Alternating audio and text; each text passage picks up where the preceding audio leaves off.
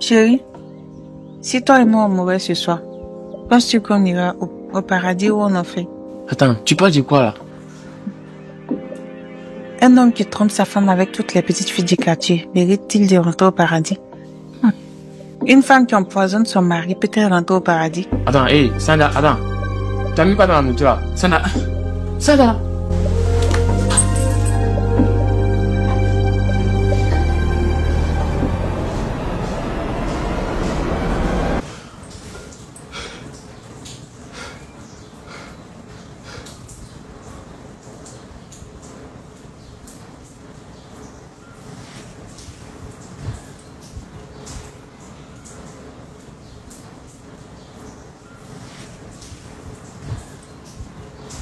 Mon pote, moi j'ai fait un rêve bizarre, hein. J'ai rêvé que ma femme est en train de m'empoisonner. C'est pas dingue, oui. Et attends, t'as empoisonné. M'empoisonner dans le rêve là. Oh, tu t'es si inquiète. Mais attends, toi tu es sûr que tout va bien à la maison là-bas? Ouais. Toi ta femme qui est bien cadrée, je pense que le rêve vient de toi-même. Ya, laisse ton petit frère, mais si il vient te voir là, y a un chercheur à main, non. Il y a plein de morceaux de viande dans sa sauce là. Je vais aller examiner. Parce qu'il sait pas si elle veut me tuer. Attends, toi t'es gamin. Si gamin comment? Laisse ton petit frère, allons. Imam, ça fait 1 mois, jour pour jour, que mon mari refuse de manger ma nourriture. Au début, j'avais pas compris. Il me sortait à chaque fois des excuses pour ne pas manger. Mais un jour, je l'ai surpris dans la cuisine, prenant un morceau de viande et le mettant dans un sachet.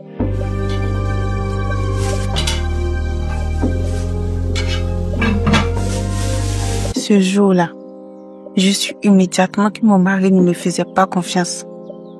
Je me suis sentie blessée. Je n'aurais jamais pensé que mon propre mari imaginerait que je suis capable de lui faire du mal. Le même soir, j'ai discuté avec mon mari et il m'avoua tout. Sandia, pour te dire la vérité, je commence à avoir peur de toi. Comment ça? Comment ça? Comme à chaque fois, c'est le même rêve que je fais.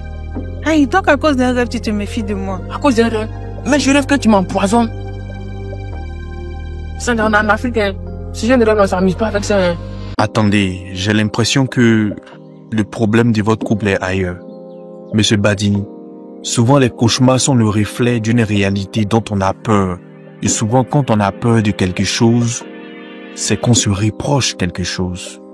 Vous vous reprochez quoi? Et puis un rêve vous empêche d'avoir confiance en votre femme.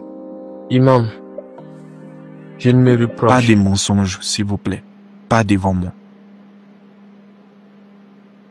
Imam, mon mari est un homme très infidèle. C'est grave ce que vous dites là. Je ne voulais pas en parler. Mais vous devez connaître tous les aspects de notre histoire avant de prendre la parole. Et je jure par Allah que ce que je m'apprête à dire est la stricte vérité. Le cas contraire, que la malédiction d'Allah s'abatte sur moi dès que je sors de cette maison. Ok, on vous écoute. Quand j'ai rencontré mon mari Seydou, il avait cette voix douce. Cette façon de me parler comme si j'étais la seule femme citée. On s'est vite mariés, un peu trop vite même. Mais à l'époque, j'y croyais. Il m'appelait mon avenir. Il disait qu'avec moi, il allait devenir un homme meilleur. Mais les belles paroles ne suffisent pas pour construire un foyer. Au début, tout allait bien. Tous les petits retards ont commencé. Les messages mystérieux. Les appels auxquels il ne répondait pas devant moi. J'ai commencé à sentir qu'il changeait. Il rentrait tard. Il sentait parfois un parfum qui n'était pas le mien. Un jour, j'ai trouvé une boucle d'oreille dans sa voiture qui n'était pas le mien. Il m'a dit que c'était peut-être une collègue qui était montée vite fait. J'ai fermé les yeux pour la paix, pour mon foyer, pour ne pas faire honte à mes parents qui m'avaient donné à un homme responsable. Mais la vérité, Imam, c'est que Seydou n'était pas seulement qu'un infidèle. Seydou était un djandjou. Il avait les filles un peu partout. Je les ai découvertes une à une, par des messages, par des captures d'écran qu'on m'envoyait, par des voisines aussi. Même les femmes mariées faisaient partie de sa liste. Un jour, j'ai décidé de lui parler. Pas de crier, de parler. J'ai préparé le dîner comme d'habitude. On a mangé ensemble. Et puis je lui ai posé des questions. Pas pour l'accuser, pour le faire réfléchir, Je lui ai dit, chérie, si toi et moi on mourait ce soir, penses-tu qu'on ira au paradis ou en enfer? Attends, tu parles de quoi là? Un homme qui trompe sa femme avec toutes les petites filles du quartier mérite-t-il de rentrer au paradis? Une femme qui empoisonne son mari peut-elle rentrer au paradis? Attends, hé, Sanda, attends. Tu as mis quoi dans la nourriture là? Je n'ai rien mis dans la nourriture. T'inquiète pas, je suis pas une tueuse. Mais pourquoi tu mets pas de poison alors? Tu vois ton problème? La seule chose que tu as retenue dans ce qu'il a dit là, c'est le poison. Et l'infidélité. Monsieur Badini, elle a fini de parler à votre tour. Imam, si je suis venu vous voir, c'est parce que je n'ai plus confiance à ma femme. Monsieur Badini, pour l'infidélité, est-ce que c'est vrai? Oui, imam, mais... Mais j'ai l'impression que vous banalisez ça. Vous la trompez matin, midi et soir. Mais elle est dans votre foyer. Elle vous respecte. Elle ferme les yeux. Mais vous, juste parce qu'elle a parlé de poison, vous ne lui faites plus confiance? Imam, quand je la trompe, il n'y a pas mort d'homme dedans. Mais si elle m'empoisonne, c'est fini pour moi. Vous comprenez? Madame Badini, est-ce que vous pouvez faire un serment devant Allah que vous n'allez jamais empoisonner votre mari? D'accord, imam. Je jure par Allah que je vais jamais empoisonner mon mari. Non, imam. Pour être honnête avec vous, ça ne me suffit pas. Vous voulez quoi de plus? Imam, je veux que vous preniez la responsabilité que si quelque chose m'arrivait dans ce foyer, ça sera de votre faute le jour du jugement.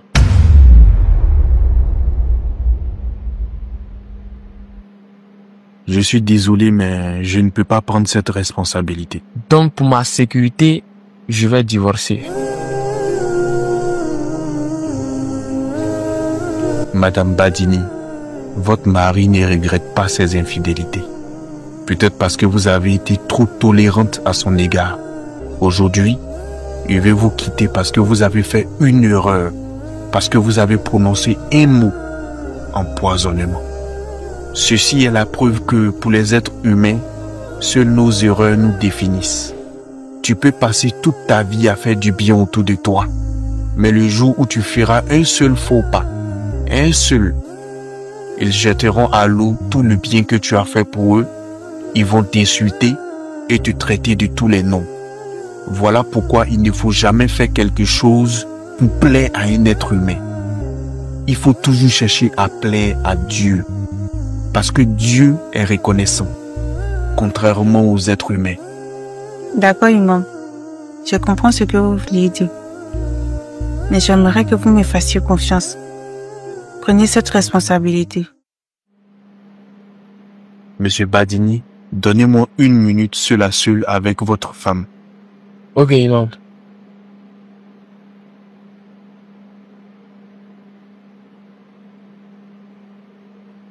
Madame Badini, vos 2 parents sont en vie? Non. Je vois. S'ils divorcent de vous, vous n'avez nulle part où aller? Il y a la grande cour familiale, mais je ne veux pas retourner là-bas. Et puis, je suis une femme au foyer. Je n'ai aucune activité, aucune économie. Ce mariage représente tout pour moi. C'est pourquoi vous supportez toutes ces infidélités?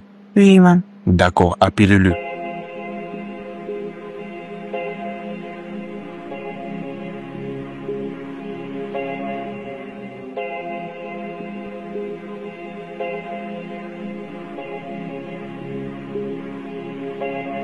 Monsieur Badini, après mûre réflexion, je prends la responsabilité que si quelque chose vous arrive dans ce foyer, ce sera de ma faute le jour du jugement. D'accord, imam. Cependant, j'ai une condition. Laquelle? J'aimerais que vous fassiez un serment devant Allah en répétant les mots que je vais dire. D'accord. Je jure par Allah, Je jure par Allah, celui qui voit et entend tout, celui qui voit et entend tout, que je ne tromperai plus jamais ma femme. que je ne tromperai plus jamais ma femme. En cas de parjure, En cas de parjure, qu'Allah me rende impuissant le reste de ma vie.